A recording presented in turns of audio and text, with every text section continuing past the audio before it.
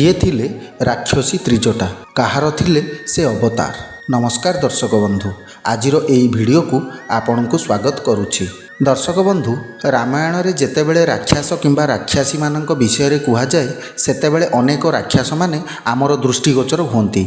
जेउ मानकर स्वभाव बहुत विनम्र थिला, सेमानंकर शरीर तो राक्षस थिला, किंतु सेमानंकर प्रकृति एवं व्यवहार संपूर्ण भाव में कौनसी देवतांक भली ही थिला।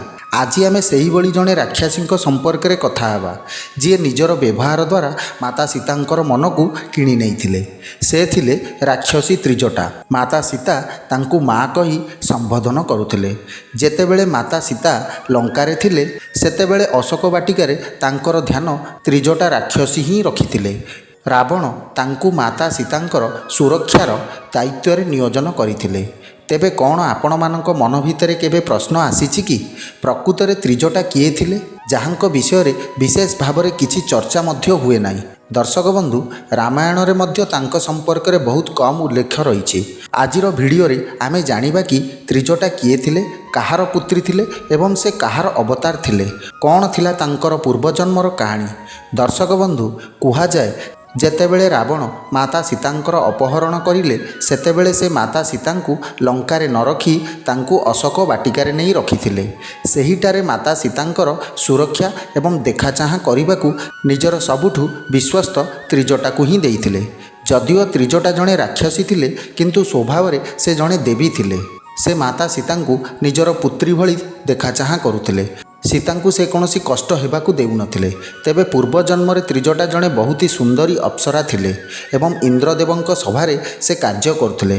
तांकर नाम पूर्व जन्म रे सुलेखा थिला। कुहा जाए कि सुलेखा चित्रसेन नामक जणे गंधर्व को प्रेम करुथिले एवं उभय मिसिकी इंद्रंक दरबार रे नृत्य परिवेषण करुथिले एवं समस्तंक मन को मोहित मध्य करुथिले। गोटिए दिन नृत्य करू करू सुलेखांकु आश्वासन हैला कि से चित्रसेनंक पाखरु अलगा हेबाकु जाउछंती। आउ एहाकु भाबी भाबी से कांदिबाकु लागिले। जेतेबेले सभारे उपस्थित थिबा नारद मुनि तांको पाखकु आसिले एवं से कहिले, सुलेखा तुमे आदौ कांद नाही, भविष्य रे तुम सहित बहुत भल हेब। तापरे सुलेखा विनम्र भावरे पचारिले, हे नारद मुनि, एमिति कौन हेब भविष्य रे मो सहित? हे मुनिवर, मते आपण सत सत कहतु, मते बहुत व्यस्त लगुच, दयाकरी मते सत्य कहतु। सेतेबेले नारद मुनि कहिले, भविष्यतर कथा वर्तमान कहुए नाही, सेथिपाई तुमे चिंता कर नाही। एक कथा सुनी सुलेखा आहुरी चिंतित होई उठिले। से सबुबले उदास रहिबाकु लागिले। यह देखि इंद्रदेवंक पाखरु अनुमति नहीं सुलेखा चित्रसेन को धरी पृथ्वी पृष्ठ को बुलिबाकु आसिले। सेठिकार वातावरण को देखि सेमाने बहुत खुशी होई गले एवं झरणा को देखि सुलेखांक मनरे सेठारे स्नान करिवार इच्छा हैला। चित्रसेन एवं सुलेखा उभय से झरणा को जाई गाधोइबाकु लागिले एवं परस्पर सहित थट्टा मजा करिबाकु लागिले। सेही पाखरे ही पत्थर उपरे बसी ऋषि दुर्वासा तपस्या करुथिले एवं तांको उपरे बारंबार एमाने जल क्रीड़ा करुथिबार पानीर छिटा जाई पड़ुथिला। सुलेखा एवं चित्रसेन एकथारे जमा अवगत नथिले। यापर क्रोधरे दुर्वासा ऋषि सुलेखा को कहिले, तुमे एठारु चली जाओ, तुम मानकर अभद्रामी जोगु पानीर छिटा मो उपरे पड़ुछि, जहाद्वारा मो तपस्यारे विघ्न सृष्टि हेउछि। ऋषिंकर कथा न मानी सुलेखा तांकु जवाब देले।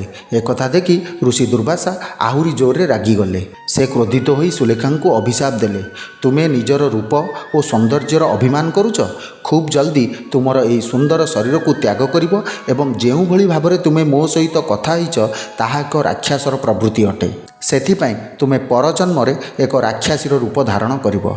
एहा सुनी सुलेखा पूरापूरी डरीगले। तांकु नारद मुनिंकर कथा मने पड़ीगला। से कांदी कांदी ऋषि दुर्वासांक पाद तले पड़ीगले, तांकु क्षमा मागिले। दुर्वासा ऋषिंकर क्रोध शांत पड़ीगला। से कहिले, तुमर अभिशाप को फेराई तो आनीपारि नाही, किंतु हाँ तुमको यही वरदान प्रदान करिपारिबि कि सेही राक्षसी जन्म होई तुमको साक्षात श्रीहरि एवं माता लक्ष्मींकर दर्शन प्राप्त हेब। तुमे माता लक्ष्मींकर अवतार सेवा करिवो, एहा परे जाई तुमको मुक्ति मिलिबो। ठीक सेया ही हैला। माही नामक जणे राक्षस थिले, जहांकर पुत्रींक नाम थिला कंचुकेशी। कुहा जाए कि कंचुकेशी भगवानकर पूजा अर्चना करुथिले। ऋषि विश्रवांकु पसंद करुथिले ଏବଂ ବିବାହ ମଧ୍ୟ କଲେ। ଏହାପରେ ତାଙ୍କର କନ୍ୟା ସନ୍ତାନ ଜନ୍ମ ନେଲେ, ଯାହାଙ୍କର ନାମ ତ୍ରିଜଟା ଥିଲା। ଆପଣମାନଙ୍କୁ କହି ରଖୁଛୁ, ଋଷି ବିଶ୍ରବା ରାବଣଙ୍କର ମଧ୍ୟ ପିତା ଥିଲେ। ତ୍ରିଜଟା ରାବଣଙ୍କର ସଉତୁଣୀ ଭଉଣୀ ଥିଲେ। ଋଷି ଦୁର୍ବାସାଙ୍କର ଅଭିଶାପ ଏବଂ ବରଦାନ କାରଣରୁ ତାଙ୍କର ଜନ୍ମ ଏହି ରାକ୍ଷସ କୁଳରେ ହୋଇଥିଲା। ତାଙ୍କୁ ମାତା ସୀତାଙ୍କର ସେବା କରିବାର ଅବସର ମଧ୍ୟ ପ୍ରାପ୍ତ ହୋଇଥିଲା।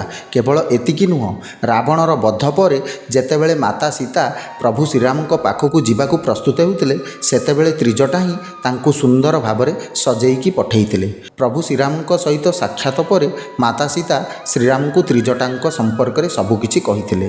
ଶ୍ରୀରାମ ପ୍ରସନ୍ନ ହୋଇ ତ୍ରିଜଟାଙ୍କୁ ଆଶୀର୍ବାଦ ଦେଇଥିଲେ, ଯାହାକି ପୂଜା ପାଠ ଯଜ୍ଞ ହୋମ ଆଦି କାର୍ଯ୍ୟ ହେବ, ସର୍ବପ୍ରଥମେ ଏହା ତୁମକୁ ହିଁ ପ୍ରାପ୍ତ ହେବ। ଏହାପରେ ତ୍ରିଜଟା କିଛି ଦିନ ଲଙ୍କାରେ ରହି ବିଭୀଷଣଙ୍କର ସେବା ମଧ୍ୟ କରିଥିଲେ। ଏହାପରେ ସେ କାଶୀକୁ ଆସି ଅବସ୍ଥାନ କରିବାକୁ ଲାଗିଲେ। ଏହିଠାରେ ସେ ଅଭିଶାପରୁ ମୁକ୍ତ ହୋଇ ଶରୀରକୁ ତ୍ୟାଗ କରିଥିଲେ। ଦର୍ଶକ ବନ୍ଧୁ, କୁହାଯାଏ କି ଆଜି ମଧ୍ୟ କାଶୀରେ ତ୍ରିଜଟା ମାତାଙ୍କର ମନ୍ଦିର ରହିଛି।